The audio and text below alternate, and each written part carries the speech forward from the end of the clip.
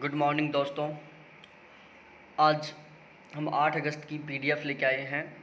Current की PDF है। इसमें हम 8 अगस्त को जितने भी इम्पोर्टेंट क्वेश्चन बन रहे हैं उन सभी का यहाँ पर डिस्कस करेंगे।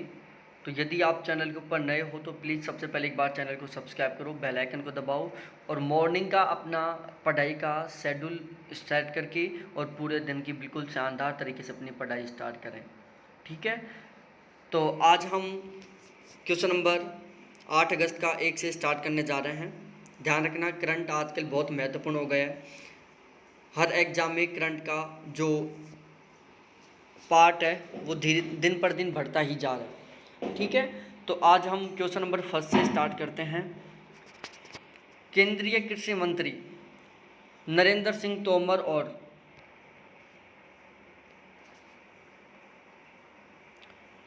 और रेल मंत्री पीयूष गोयल ने भारत की पहली किसान रेल सेवा का शुभारंभ किया है।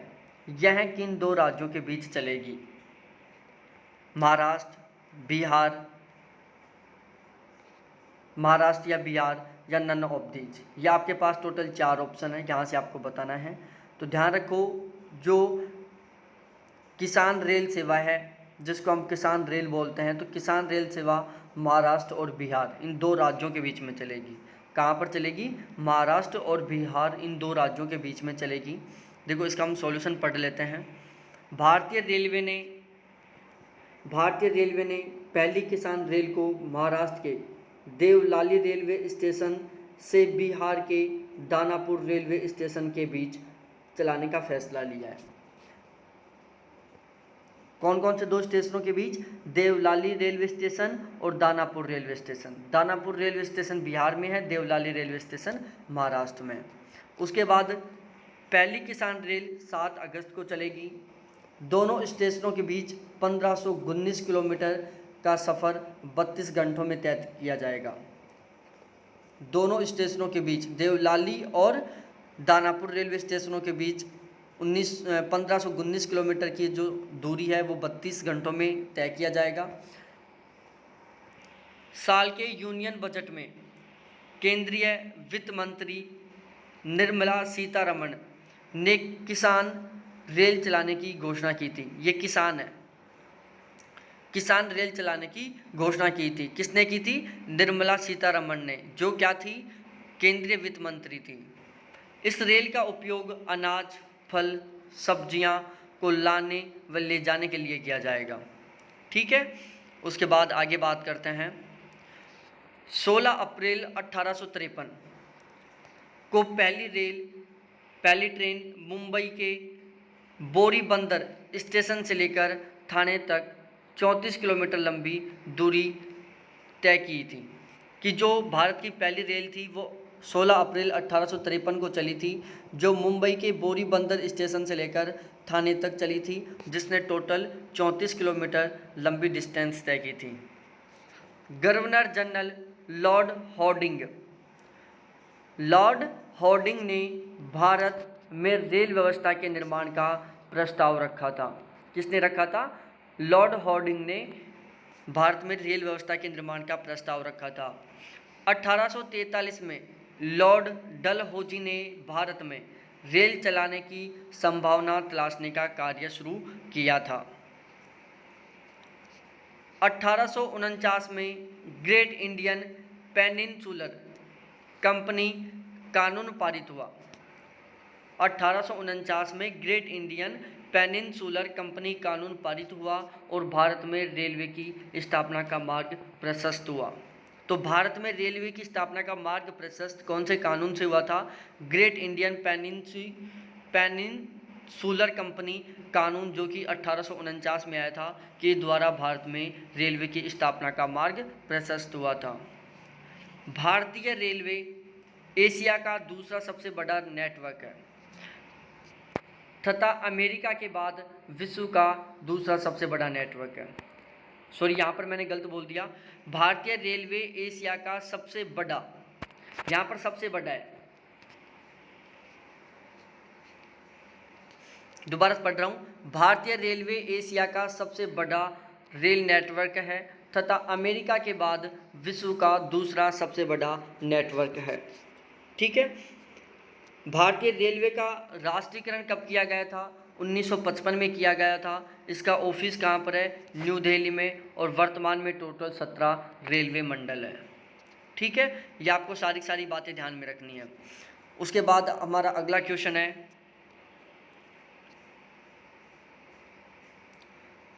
हु रन ग्लोबल यूनिकॉर्न्स 2020 में पहले स्थान पर कौन सा देश रहा? Who run global unicorns, who run global unicorns 2020 में पहले स्थान पर कौन सा देश था? आपके पास टोटल 4 ऑप्शन है। अमेरिका था, चाइना था, इंडिया था या इंग्लैंड था। तो ध्यान रखो, यहाँ पर पहले स्थान पर अमेरिका था। ठीक है, देखो, हु रन ग्लोबल यूनिकॉर्न्स 2020 की सूची, इसमें फर्स्ट स्थान पर अमेरिका था, सेकंड स्थान पर चाइना था, थर्ड स्थान पर ब्रिटेन था और चौथे स्थान पर इंडिया था। इंडिया का कौन सा स्थान था यहाँ पर? इंडिया का चौथा स्थान था। और यदि 2019 की बात की जाए, who run global unicorn report 2019 की बात की जाए तो उसमें भारत का तीसरा स्थान था। हु रन ग्लोबल यूनिकॉर्न्स 2019 की लिस्ट की बात की जाए तो उसमें भारत का तीसरा स्थान था। उसके बाद हमारा अगला क्वेश्चन है, हमारा तीसरा, ई ज्ञान मित्रा मोबाइल ऐप लॉन्च किया गया। ई ज्ञान मित्रा मोबाइल ऐप लॉन्च किया गया है पंजाब द्वारा, दादरा नागर हवेली एवं दमन दीप द्वारा, जम्मू कश्मीर द्वारा या पुडुचेरी द्वारा। ये 4 ऑप्शन है, यहाँ से बताना है कि यहाँ पर सही क्या होगा। तो ध्यान रखें, ई ज्ञान मित्रा द्वारा, जो ई ज्ञान मित्रा था ये किसके द्वारा लॉन्च किया गया था? दादरा नागर हवेली और दमन दीप के द्वारा। किसके द्वारा? दादरा नागर हवेली और दमन दीप के द्वारा। ऑप्शन बी यहाँ पर बिल्कुल सही है। देखो, आगे देखी जाए तो ये ई ज्ञान मित्रा क्या था? ई ज्ञान मित्रा छात्रों को ऑनलाइन शिक्षा प्रदान की जाएगी। ई ज्ञान मित्रा का जो शुरुआत थी वो दादरा नागर एवं दमन हवेली से की गई थी और इसके द्वारा छात्रों को ऑनलाइन शिक्षा प्रदान की जाएगी। आगे बात करते हैं। देखो, केंद्र सरकार ने निर्णय लिया है कि दमन तथा दीप और दादरा नागर हवेली को मिलाकर एक केंद्र शासित प्रदेश बनाया जाएगा। केंद्र सरकार ने निर्णय लिया है कि दमन द्वीप और दादरा नागर हवेली दोनों को मिलाकर एक केंद्र शासित प्रदेश बनाया जाएगा, जिसका नाम रखा जाएगा दादरा नागर हवेली और दमन दीप। ठीक है, और इन दोनों को मिलाकर दादरा नागर हवेली और दमन दीप कब बनाया गया? 26 जनवरी 2020 को बनाया गया। दादरा नागर हवेली और दमन दीप दोनों केंद्र शासित प्रदेशों को मिलाकर एक केंद्र शासित प्रदेश बना दिया गया है, जिसका नाम है दादरा नागर हवेली एवं दमन दीप, जो 26 जनवरी 2020 को बनाया गया था। ठीक है, उसके बाद बात की जाए यदि राजधानी की, तो दादरा नागर हवेली एवं दमन दीप की राजधानी है दमन। यहाँ के प्रशासक है प्रफुल्ल पटेल है जो यहाँ के प्रशासक हैं। यहाँ का जो हाई कोर्ट है वो रहेगा बम्बई उच्च न्यायालय। बम्बई उच्च न्यायालय इस केंद्र शासित प्रदेश का हाई कोर्ट है। देखो, यहाँ पर लिख रखा है मैंने बाकायदा, दमन दीप प्लस दादरा नागर हवेली दोनों को जोड़कर बना दिया गया है दादरा नागर हवेली और दमन दीप। ठीक है, उसके बाद हमारा क्वेश्चन नंबर 4 है, ऑल इंडिया रेडियो के समाचार सेवा प्रभाग के महानिदेशक के रूप में किसे नियुक्त किया गया है?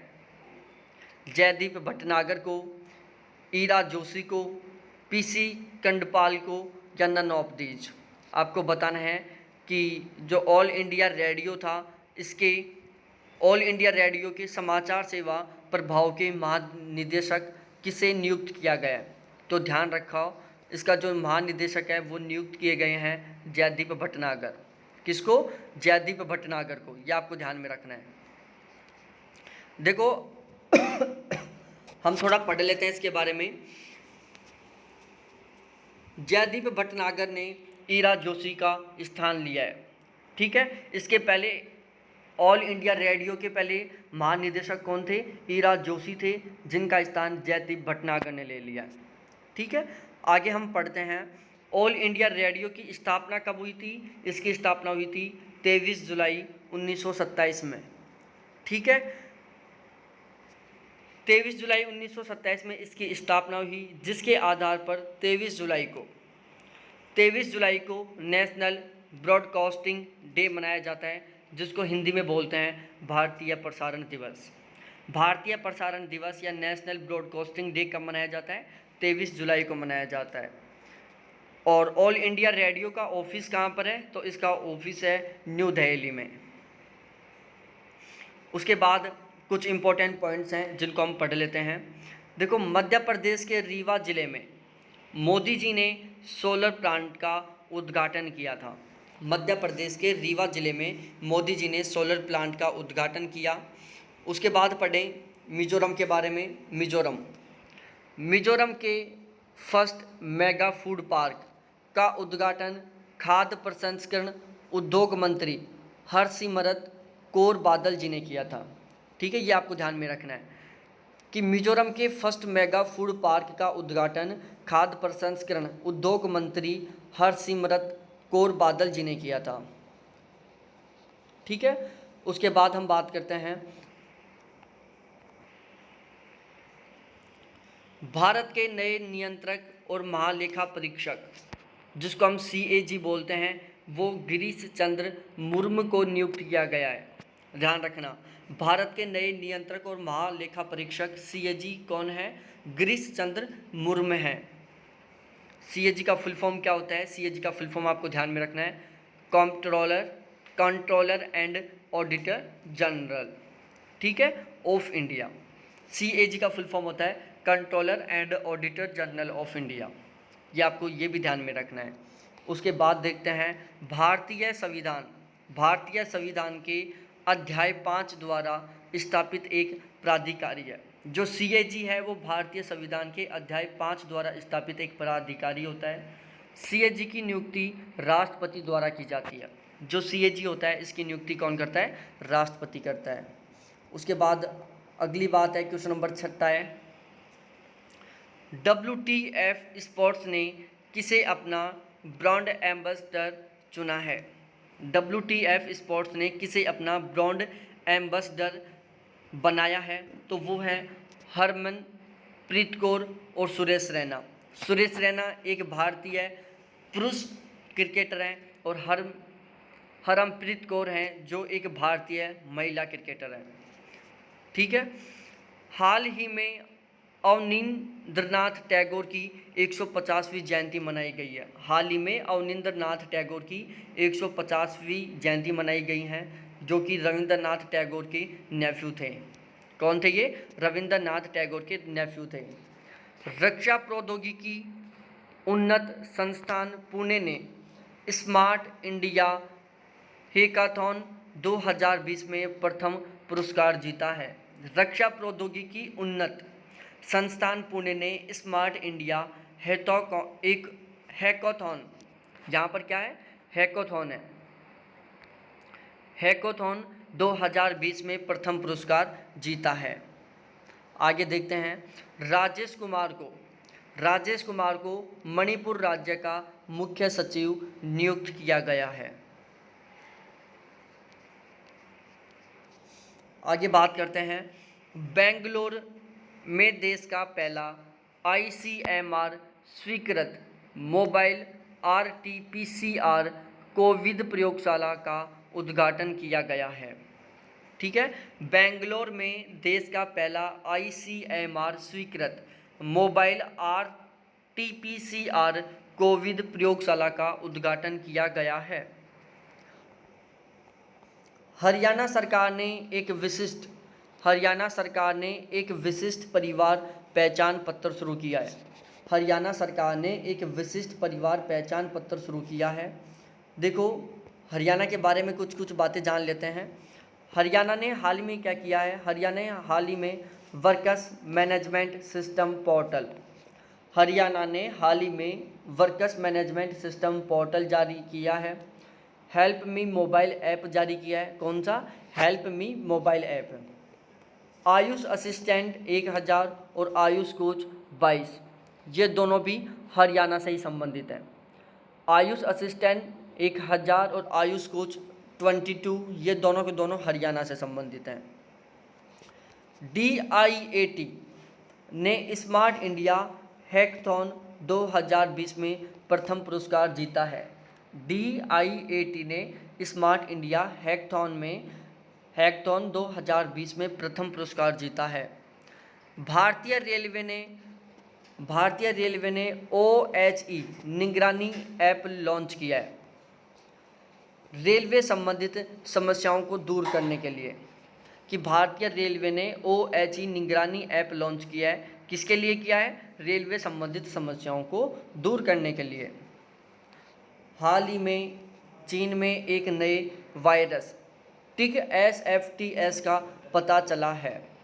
हाल ही में चाइना में एक नए वायरस टिक SFTS का पता चला है। उसके बाद देखते हैं, देखो, एयरटेल पेमेंट बैंक ने दुकान बीमा शुरू करने के लिए भारतीय एक्सा के साथ समझौता किया है। एयरटेल पेमेंट बैंक ने दुकान बीमा शुरू करने के लिए भारतीय एक्सा के साथ समझौता किया है। मणिपुर के मुख्यमंत्री ने 2 फास्ट ट्रैक कोर्ट का उद्घाटन किया है। मणिपुर के जो मुख्यमंत्री थे उन्होंने 2 फास्ट ट्रैक कोर्ट का उद्घाटन किया है। अब मणिपुर के बारे में पढ़ लेते हैं। देखो, मणिपुर की राजधानी क्या है? इम्फाल है। यहाँ के मुख्यमंत्री कौन है? एन बीरेंद्र सिंह है। यहाँ के गवर्नर कौन है? नजमा हेपतुल्ला है।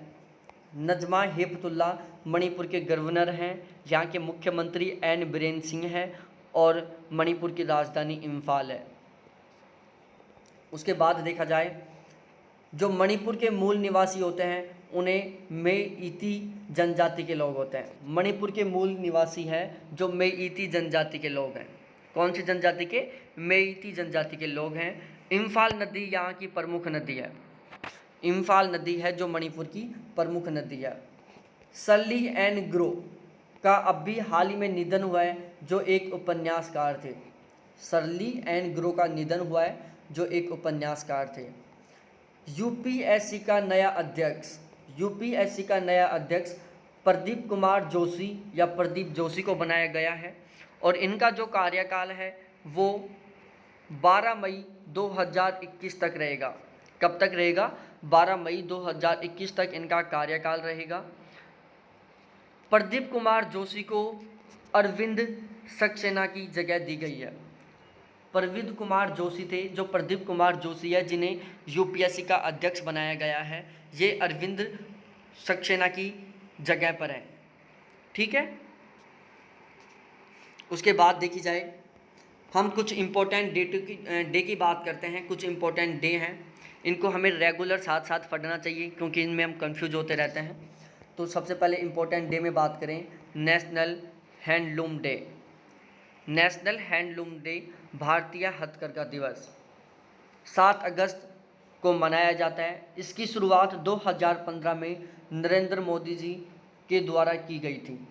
जो नेशनल हैंडलूम डे है, राष्ट्रीय हथकरघा दिवस, इसकी शुरुआत 7 अगस्त 2015 को प्राइम मिनिस्टर नरेंद्र मोदी जी के द्वारा की गई थी। इसकी शुरुआत करने का मुख्य उद्देश्य था जो हथकरघा में काम करने वाले जो कर्मचारी होते हैं, जो श्रमिक होते हैं, उनके सम्मान के लिए।